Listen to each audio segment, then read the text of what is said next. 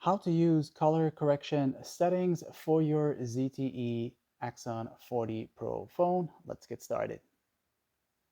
To find these settings, you can use a quick panel access and go into the gear icon settings right here, which will take you to the main settings. Once here, go all the way down to where it says features right there. And once you're in the features section, you'll go down to accessibility right there. Once there, you'll go to the part that says text and display. Tap on that one time and you'll see the color correction section here.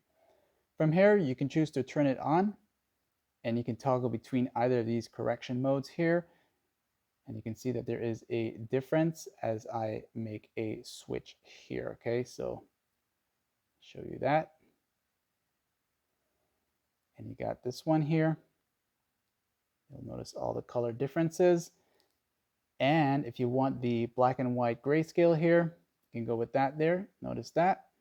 And you got this here.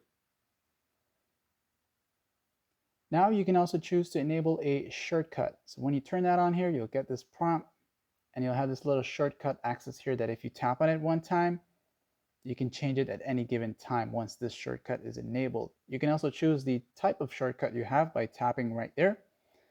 And you have the more options here, which will allow you to go with this little icon here or have it appear in the navigation bar with the little human icon thing right there. So when I do that, that'll enable it or disable it at any given time once that shortcut is enabled. All right.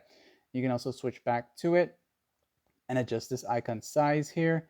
And you also have it fade in when not in use as well as the transparency for it. Okay.